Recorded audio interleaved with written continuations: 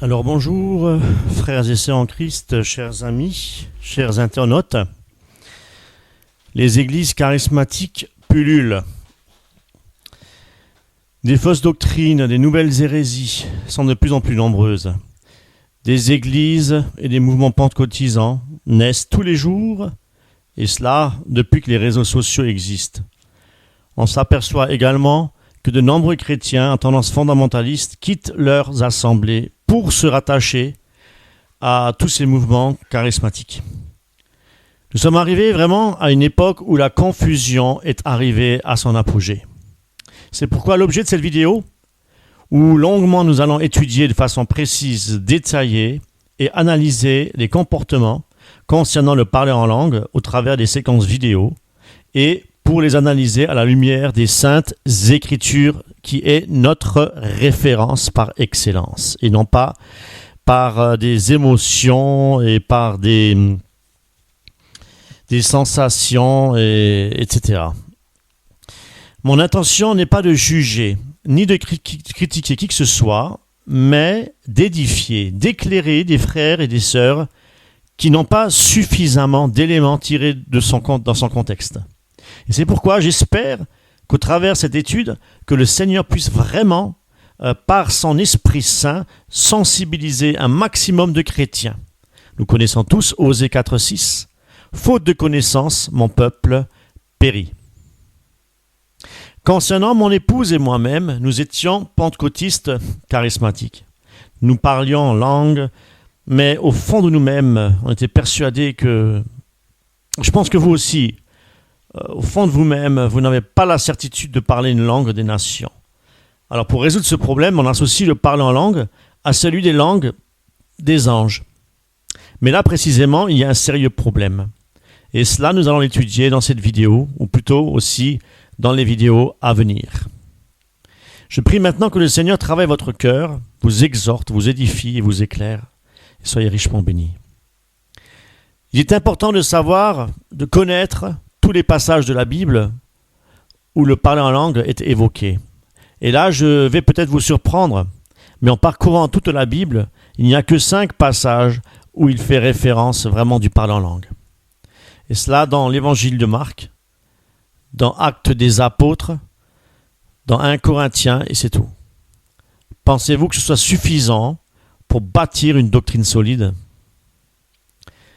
Évangile de Marc, chapitre 16, versets 15 à 18. C'est l'unique passage qui fait mention dans les évangiles concernant le parler en langue. Ensuite, nous avons dans Actes des Apôtres, chapitre 2, versets 4 à 11. Ici, Luc fait allusion seulement 4 fois du parler en langue. Prenez vraiment le temps d'ouvrir votre Bible et vérifiez par vous-même. Dans Actes, chapitre 10, versets 44 à 48, Luc en parle qu'une fois. Et dans Actes 19, versets 1 à 7, il est aussi mention d'une seule fois. Mentionné qu'une seule fois. Et il nous reste 1 Corinthiens au chapitre 12. Paul, ici, fait référence 3 fois du parler en langue. Au chapitre 13, et 2 fois seulement. Et là où Paul en parle le plus, c'est au chapitre 14. Parce que les chrétiens de Corinthe ont utilisé ce don de manière exagérée. C'est pourquoi Paul donne justement un enseignement à ce sujet pour remettre de l'ordre au sein de l'assemblée. Vous savez, Satan est encore à l'œuvre aujourd'hui. Les chrétiens contemporains parlent en langue, mais en les écoutant, on se rend très vite compte que les mots qu'ils prononcent ne se combinent pas pour former une phrase cohérente avec le respect de la syntaxe grammaticale. Alors ils prennent pour référence 1 Corinthiens chapitre 13 à 1, verset 1, pour avancer qu'ils parlent la langue des anges. Voyez maintenant vous-même au travers de quelques clichés vidéo que même les païens ésotériques parlent en langue. Pour eux, ce n'est pas la langue des anges, mais la langue galactique. Au final, c'est identique. Voyez plutôt et comparez par vous-même.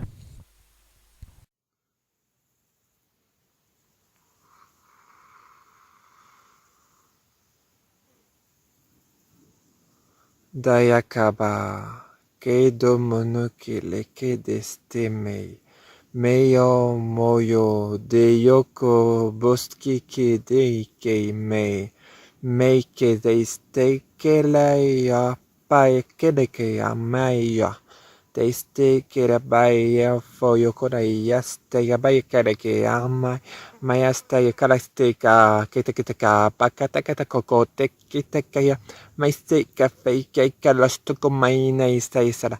Kalakamana ista o dokada saita by the kea paika by the yabakaraka. Takaraka ke me sta falakete bay kastakata pakana kanaya amay naya pa kana kanste amay ala ke lezala yo do paste karma na sta ke me te fake se ke bay day a ba sta fa ya may naya may. Je vais donc laisser mon moi supérieur, mon âme, transmettre le message vibratoire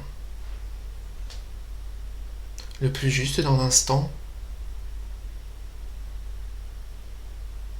Ce message qui résonne comme une harmonisation, une reconnexion, une guérison, et que je vous invite à écouter sans chercher à comprendre quoi que ce soit, à traduire, juste en entrant en résonance avec ce langage dans votre cœur.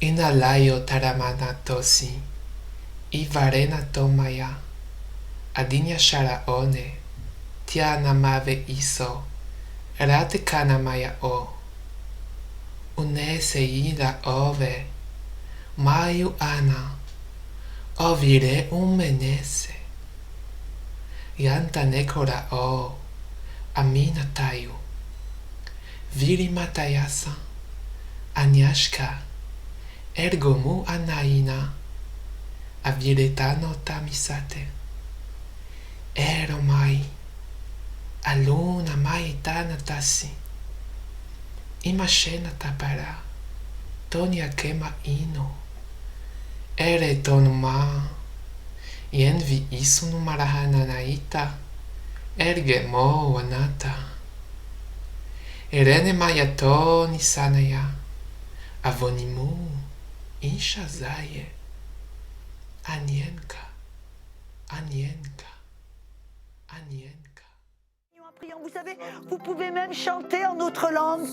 Oriava senderastai, che l'amo prenda mastei, che l'avangele brostande che ravast, io l'onde brescina mattoi, che randoi, che la mande, che ravai, rondi stoe, che brondei, che lo mandi chia, che ora bescia stare che la vai, o l'andierei, osez chanter en notre langue.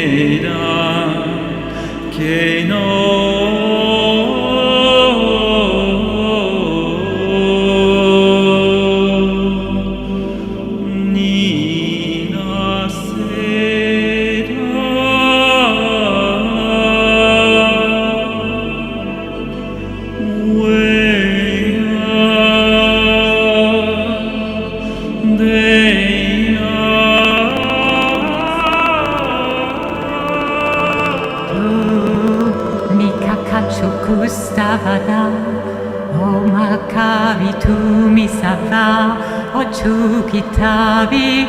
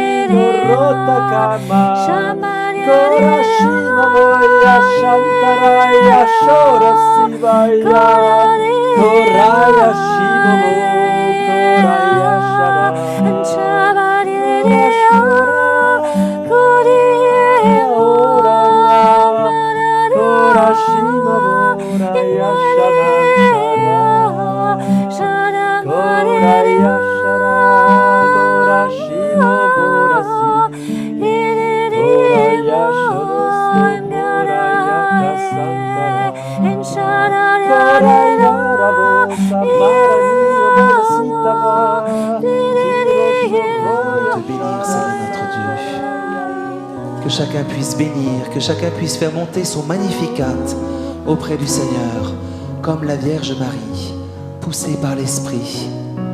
Elle a prié le Magnificat. Que ton âme bénisse le Seigneur en cet instant.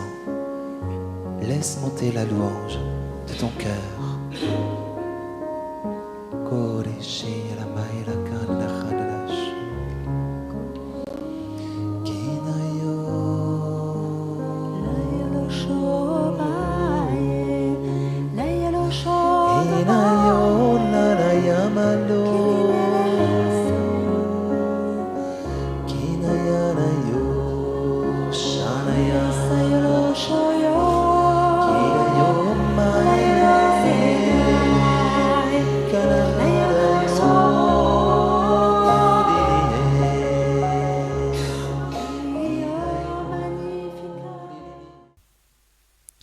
À présent, voyez une personne qui parle en langue avec interprétation. Là, il y a un réel problème. Vous allez vous apercevoir que lorsqu'il parle en langue, son vocabulaire est pratiquement toujours le même, alors que son interprétation en langue française est différente, de la durée aussi. Alors il dit « Plusieurs cherchent ma face » et traduit par « Toro toro soto toto ». J'ai pris la traduction exacte. Toro toro soto toto. Plus loin, il dit « Regardez, regardez, regardez ». O paratito toro toto soto. Alors, il dit après « Je vais bientôt agir ». Oni la tititi la toroto soto toto. Alors, en analysant de près, vous vous rendez vite compte que c'est du n'importe quoi. De plus, il est écrit que celui qui parle en langue parle à Dieu et dit des merveilles, des louanges à Dieu. Est-ce que ce sont des louanges, ceux-là? Est-ce qu'ils parlent à Dieu ou bien ils parlent aux auditeurs? Jugez en vous-même en regardant cette courte vidéo. Plusieurs cherchent ma face, toro toro soto toto. Plusieurs étendent les mains vers moi. Oh minati toti la sotoroso. Regardez, regardez, regardez, regardez. Oh panati totoroso. Je vais bientôt agir. Oh ni la titi tita toroso toto. Koratati toko nakaraso soro soro soro toto. Itatalakarasi toto toti natito soto soso. Oratilo toro solo soto toto ratitoko. Mon église, oh mon église, marche dans la sainteté, marche dans la vérité, marche dans mes pas. Oh kona lo soto. N'as-tu pas peur, kona kitoko? Ne crains-tu pas mon nom? Dis soroso tokoroso. Mais la crainte de mon nom, n'oublie pas mon enfant, n'oublie pas la crainte de mon nom, ni sitoroso toto, ni takaraso sitakitso toto. Moi, korosoto, Jésus, nika la koroso, je reviens, ni la sorasarati tipita. Concernant le fait de dire « parler en langue », cela ne veut rien dire, parce que quand on parle, c'est forcément dans une langue. Le terme en grec est « glossai lalain », qui veut dire « parler une langue ». Une langue. Plus précisément, une langue étrangère à la sienne. Et lorsqu'il est question de parler en langue au pluriel, ça ne veut pas dire que je parle plusieurs langues en même temps, ce qui est impossible, mais comme Paul le souligne, c'est le don de parler diverses langues. Et je peux sans aucun problème rajouter des nations. Pour revenir à Marc 16, 17, Jésus-Christ fait mention du parler en langue. Je vais peut-être vous décourager, mais savez-vous que les versets de 9 à 20 de Marc 16 ne figurent pas dans beaucoup d'anciens manuscrits? Mais je souhaite tout de même vous rassurer que très tôt, au début du siècle, les pères apostoliques ont accepté ces versets comme inspirés. Alors nous pouvons nous poser cette question. Si le parler en langue est tellement important, comme nous le font croire les pentecôtistes et charismatiques, pourquoi Jésus-Christ n'a-t-il jamais parlé en langue et ne nous a jamais fait un seul enseignement sur ce sujet? Quand Christ a prophétisé qu'il parlera de nouvelles langues, il fait référence à Actes 2 et 10. Car tant qu'il était vivant, personne ne parlait en langue. Et pourquoi? Parce que c'est un signe pour les non-croyants juifs et que le temps de la réalisation de cette prophétie ne peut pas se produire du vivant de Jésus-Christ, parce qu'il a fallu qu'il soit mort et ressuscité. Et le parler en langue dans Actes 2 et 10, c'est un signe pour les juifs incrédules, comme le souligne Paul dans 1 Corinthiens, pour croire que Jésus-Christ est vivant et que son Saint-Esprit est descendu. Et le Saint-Esprit est descendu du ciel, effectivement, sous une forme de langue de feu. Et ils se mirent à parler en langue, et je précise, des nations. Et cela est un véritable miracle et l'accomplissement de la prophétie du Christ dans Marc 16. Et aujourd'hui, on veut justifier et imposer à tous les chrétiens le parler en langue comme étant le signe du baptême du Saint-Esprit. Non, mes amis, le parler en langue n'est pas le signe du baptême du Saint-Esprit, mais selon les Écritures, c'est le signe pour les non-croyants juifs. Paul dit clairement que tous n'ont pas le don de parler en langue. Alors, on prend hors de son contexte le verset 1 du chapitre 13, où il est dit, ou plutôt Paul qui dit « Si je parlerais les langues des anges », il n'a pas dit qu'il parle la langue des anges, comme il n'a pas non plus dit qu'il livre son corps pour être brûlé. Non, mes amis, ici Paul, il extrapole, il dit bien « si ». Dans le dictionnaire Robert, il est écrit qu'il s'agit d'une simple hypothèse, d'une supposition. Il s'est exprimé de cette manière pour apporter un enseignement, un éclairage pour montrer que le plus important, c'est de rechercher l'amour. Que l'amour agapé est bien plus grand que tout. Maintenant, on peut se poser la question, mais dans son contexte. Paul a-t-il livré son corps pour être brûlé? Mes amis, non. Pourquoi? Parce que Paul est mort décapité. Paul a-t-il parlé la langue des anges? Non. Aucun verset des Écritures mentionne cela. Et on ne peut pas s'en faire une doctrine. Mais les mouvements pentecôtistes affirment qu'il y a bien deux parler en langue. Et celui qui est le plus pratiqué en majorité, forcément, c'est le parler en langue des anges, car il associe avec le baptême du Saint-Esprit. pour dire que tous, parce que Paul dit bien que tous n'ont pas le don de parler en langue. Là, il y a un sérieux problème.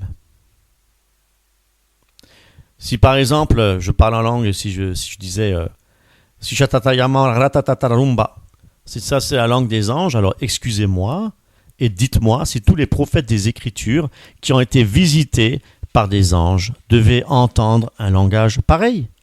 Premièrement, ils n'auraient rien compris, et deuxièmement, il faudrait dispenser aux anges des cours de grammaire. Parce que selon les dires des pentecôtisants, tous ceux qui sont baptisés parlent en langue, et cela étant le signe. Alors que les langues, la Bible dit, sont un signe pour les non-croyants juifs. Je le répète. Ou pour les non-croyants tout court. Si tous parlent la langue des anges, à les entendre dire, alors qui parle la langue des nations, comme le faisaient les disciples de Christ et les Corinthiens?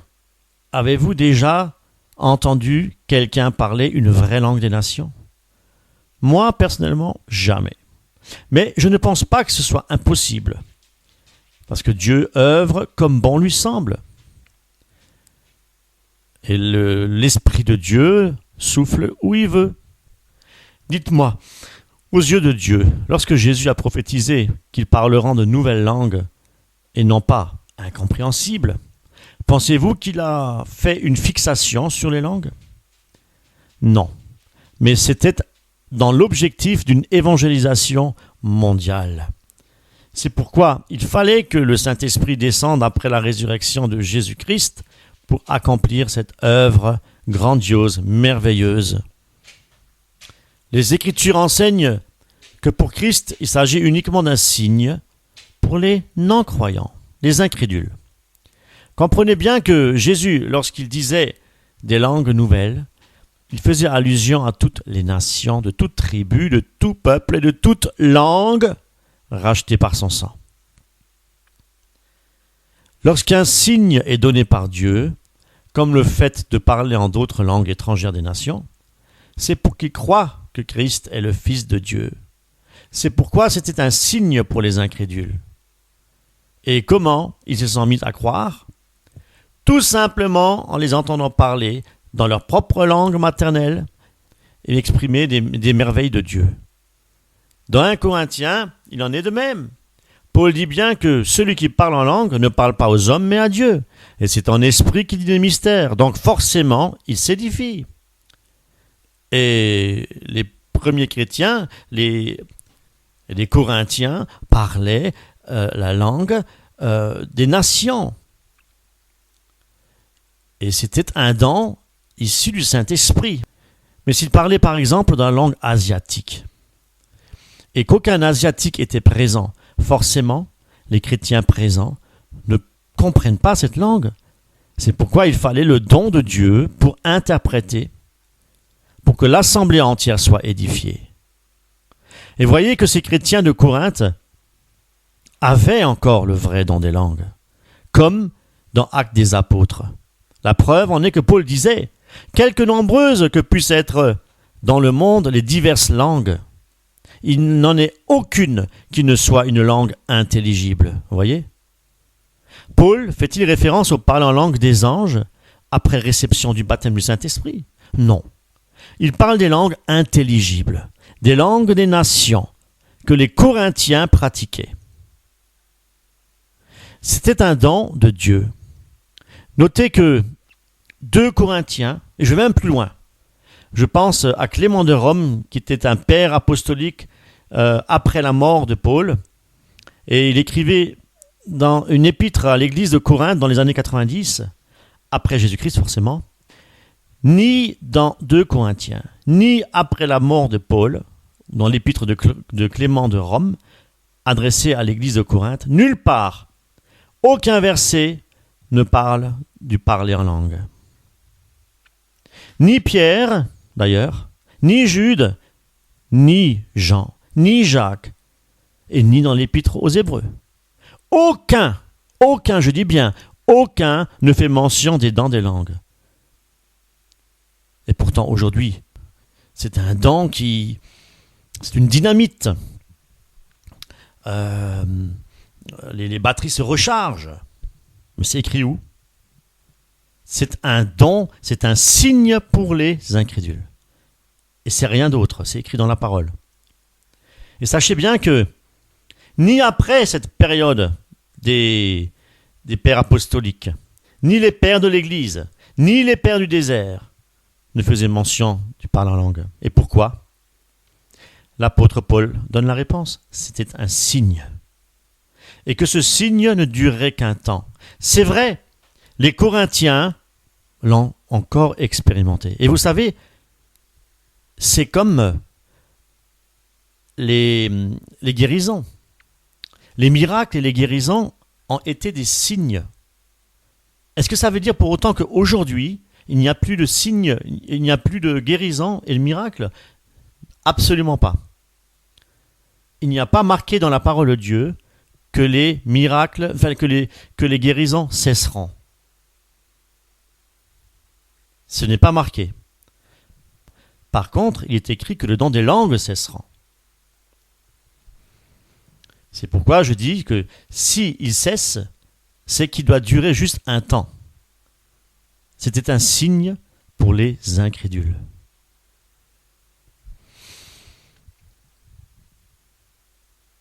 Paul dit dans 1 Corinthiens chapitre 13 verset 8, « La charité ne périt jamais. Les prophéties prendront fin. Les langues cesseront. La connaissance disparaîtra. Car nous connaissons en partie, nous prophétisons en partie. Mais quand ce qui est parfait sera venu, ce qui est partiel disparaîtra. » Alors, notez ici quelque chose de très important, mes amis. En grec, le verbe « cesser » signifie que les langues cesseront par elles-mêmes, d'elles-mêmes. C'est-à-dire que son utilité ne sera plus nécessaire parce que la bonne nouvelle s'est propagée dans le monde entier par ce signe miraculeux qui est donc le parler en langue. Un signe pour évangéliser les incrédules, et pourquoi pas encore aujourd'hui, si Dieu le permet, je ne sais pas. Moi, personnellement, je n'ai jamais entendu un réel parler en langue des nations.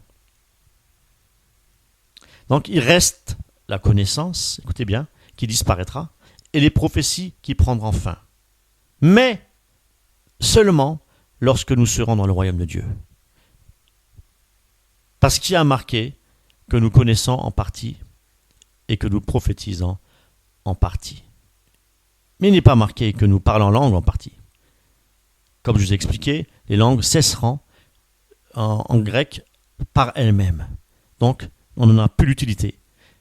Mais la connaissance et la prophétie, nous l'avons encore besoin jusqu'au jour où nous rencontrerons le Seigneur.